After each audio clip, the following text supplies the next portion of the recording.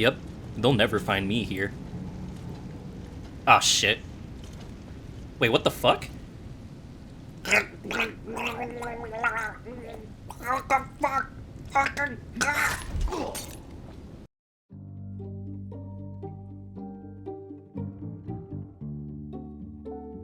Now, I love me some goblins.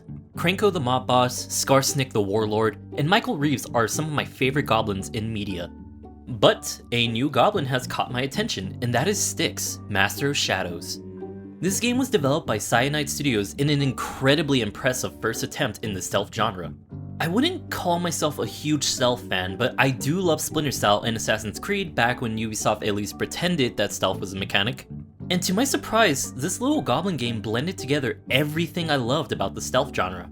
We got sneaky sneaks, sneaky trickery, and sneaky stabby all in one game, with some fantastic fantasy environments to top it all off. But we're getting ahead of ourselves, so let's talk about the setup and just what this little lovable bastard is up to. The main game takes place in a fortress called the Tower of Akanash, which was built around the magical world tree. So pretty typical fantasy setup. You got humans, elves, orcs, but not dwarves, which is probably a good thing. I mean, have you seen what happens when you get dwarves and goblins together?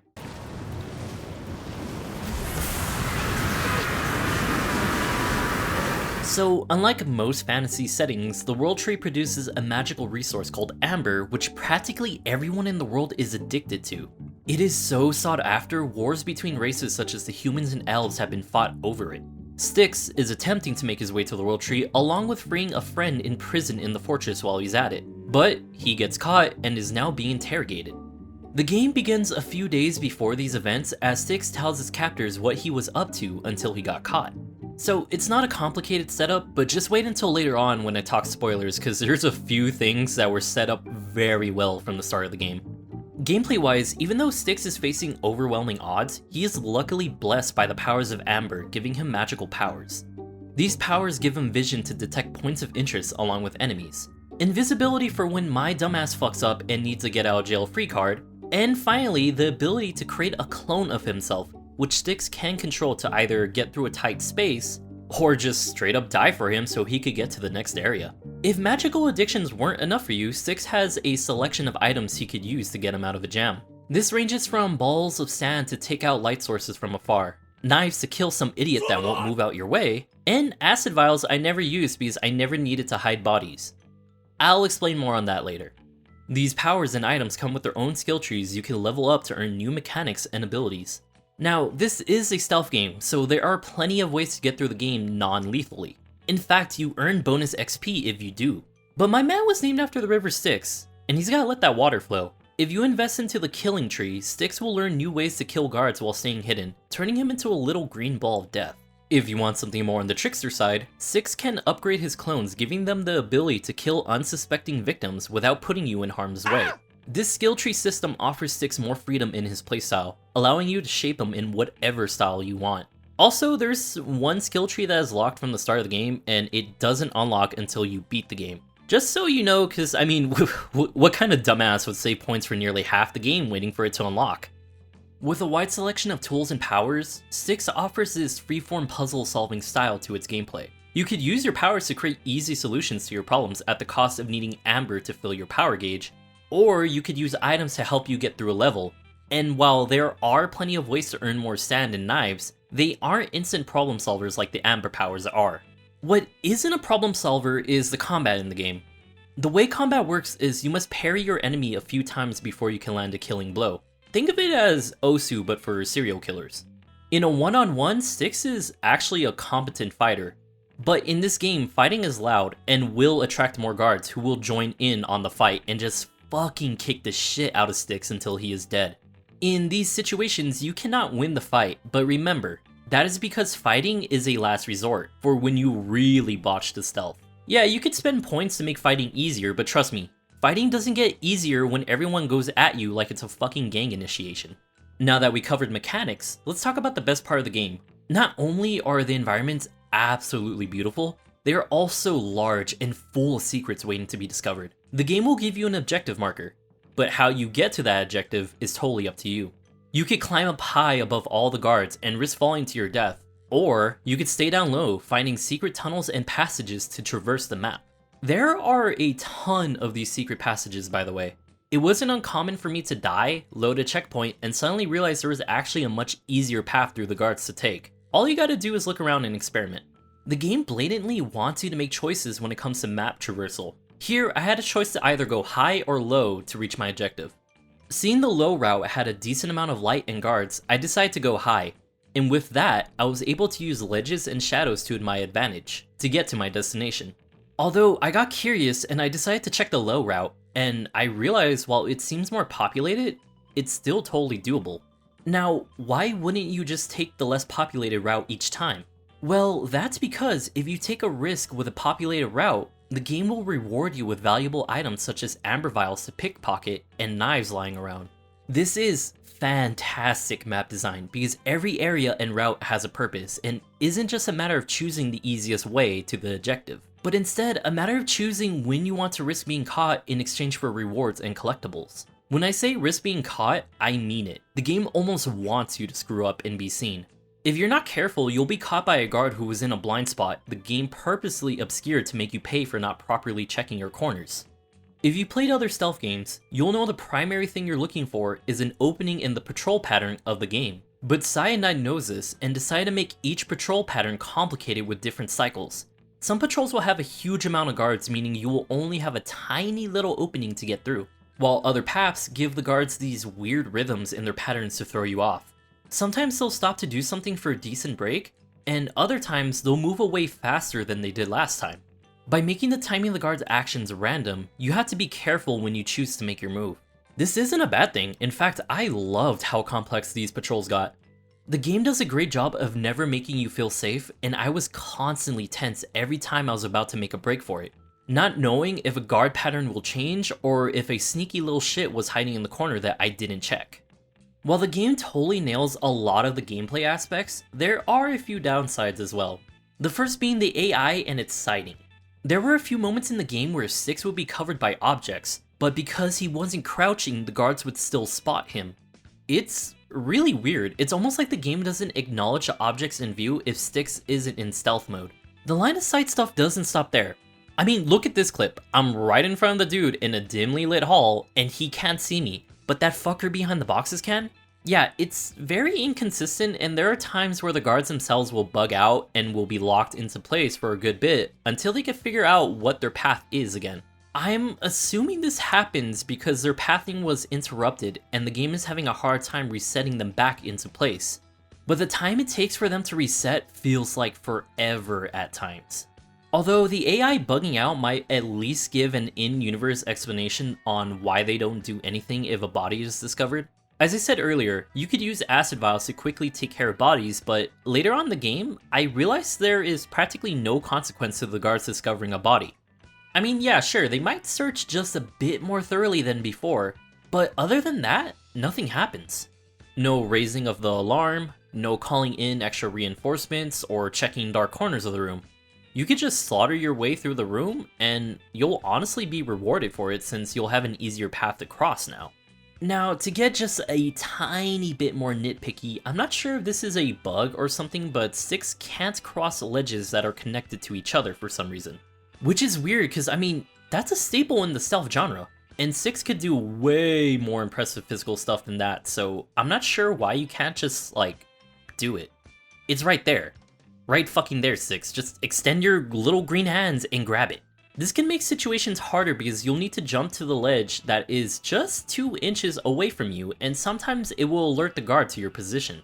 I know this game was released on console, so maybe this is a keyboard and mouse thing, but it definitely felt like a weird exclusion from the game. Alright, enough about the gameplay, let's talk about visuals. For a game that came out in 2014, Styx looks great, and that is thanks to the art direction the game takes. Sure, the character models besides Styx don't look fantastic, but man do the environments make up for it. Like I said, each level is massive and there's so much thought and detail put into it. In one level, you'll be making your way through some of the more royal areas of the tower, which are covered in fine furniture and just lush scenery.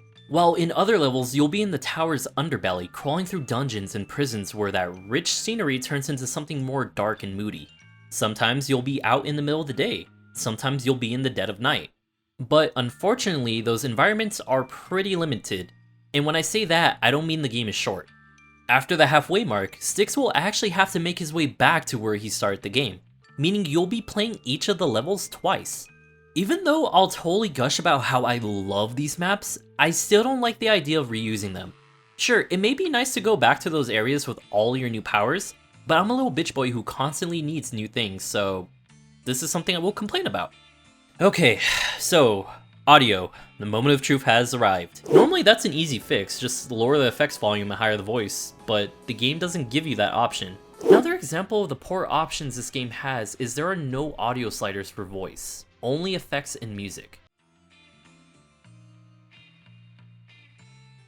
Oh, thank God there's actually a voice slider for once. Alright, you know what? This game gets a fucking 10 out of 10 for me for this alone. Speaking of voice, the voice acting all around is pretty solid, with Styx being a standout because there's something nice about his gravelly voice and little shit attitude. A what? You got a problem with your bulbs? Man, that's harsh. Try putting a little cream on them. Works for me. A bulb condenser. It's a piece of alchemist's equipment. As for the game itself, the sound design is also solid. When not sneaking around, you can hear Styx's bare feet slap across the concrete pavement, which will alert the guards cause that shit is loud. Music cues are intense and are really great for letting you know if you fucked up or about to fuck up. So overall, I'm just really fucking happy this game has an audio slider for voice, to the point that's all I could really focus on. Finally, we get to the story spoiler section of the game. But if you like everything you hear about the game, I highly suggest you skip this part. Because Styx has a pretty solid storyline, and I really like its twists and turns. Still here? Alright, let's get to it. So, like I mentioned earlier, the game starts a few days from Styx being caught and interrogated. As you make your way to the World Tree, you can occasionally hear Styx talking in the future about what he was doing and how his plan is already in action. So as you get closer to your goal of rescuing that friend from prison, future Styx starts nagging for you to hurry up, which honestly is a pretty fun, tongue-in-cheek thing to do. You know, flashback humor. Thing is, when you finally get to the cell, you realize the person you're trying to free is actually Styx. The Styx you're playing as is rightfully confused, while the Styx you free seems to brush it off. When pressed on the situations, the freed Styx reveals he is actually the real Styx, and you have been playing as one of his clones for the entire game. Those conversations from the future? They were actually happening in the present, and Styx's narration actually misled you to believe you were actually controlling Styx in the past. Hell, the entire conversations you hear were to make the timeline ambiguous, but leaning towards the past. Those instances of Styx telling you to hurry up? It wasn't flashback humor. It was actually him giving you orders. After this reveal, Styx attempts to kill you because he can't stand dealing with clones of himself. So from now on, we are going to refer to the original Styx as Styx, and for the Styx you play as, we will call him Styx 2. So Styx 2 survives the murder attempt thanks to the help of an elf ambassador, and he decides for him to truly be free, he has to do something of his own free will. And that something is to make Styx suffer. He and the elf know Styx is attempting to do something with the World Tree, and to beat him, Styx 2 needs to make sure Styx's plan fails. This is a lot of S's and I have a list, so bear with me, yeah? Due to a fake information leak of a possible elven uprising Styx has caused, all the elves in the tower were thrown in jail just in case they decide to declare war. The elf ambassador asked Styx 2 to free them. In exchange, he will show Styx 2 how to break his connection with Styx. This is important because Styx can still read and predict Styx 2's movements because he has a telepathic connection to him because Styx 2 is a clone. So Styx 2 agrees to the terms and he is told he will find an amber pod in the prison that he could use to break the connection to Styx. After Styx 2 successfully saves the elves, oh my god, this is so many S's. He is immediately betrayed and locked up. Or so he thinks. While the ambassador did betray Styx 2, he still kept his word about the amber pod. And Styx 2 finally breaks his connection to Styx and sets off to the heart of the World Tree to make Styx pay for what he has done. Along the way, we learn some interesting details about Styx himself. One of those details being Styx is actually the only goblin in existence. Throughout the game, when Styx 2 gets caught, many of the guards react in confusion because they don't know what the hell Styx 2 is.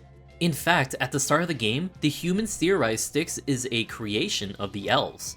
In reality, Styx reveals he was once an orc and a scholar who wanted to study the World Tree, but the powers of Amber ended up turning him into the first Goblin.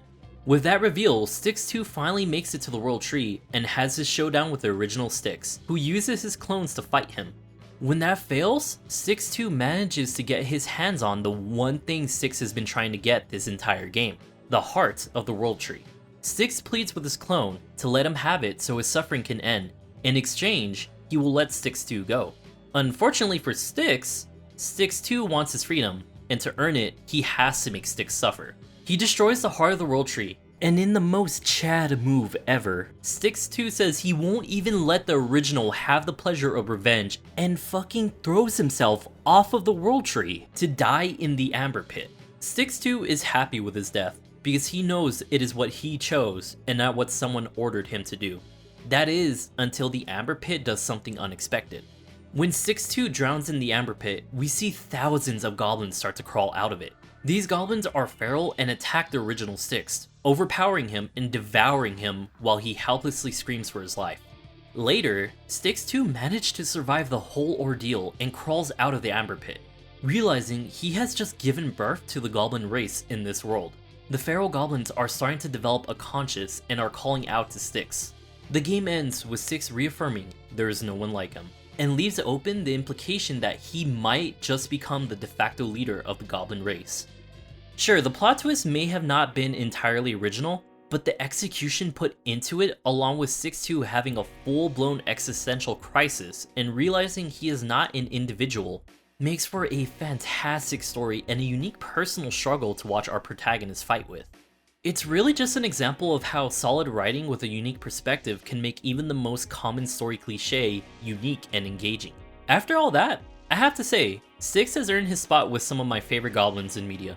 In closing, Styx Master of Shadows is a very well executed stealth game, where even the shortcomings like the AI can be overlooked with just how solid the foundation of the gameplay is. Even if you're not a huge stealth fan, I highly recommend the game. You don't need stealth experience when the game gives you such a massive amount of choice in how you tackle reaching your goals. On PC, I have seen this game go as low as $2 when on sale, and trust me, $2 is an absolute steal for what this game offers. Get it? I said steal, and I'm reviewing a game about a goblin thief, and I'm very lonely. In 2017, Styx had a sequel release, and I will absolutely check that out one day.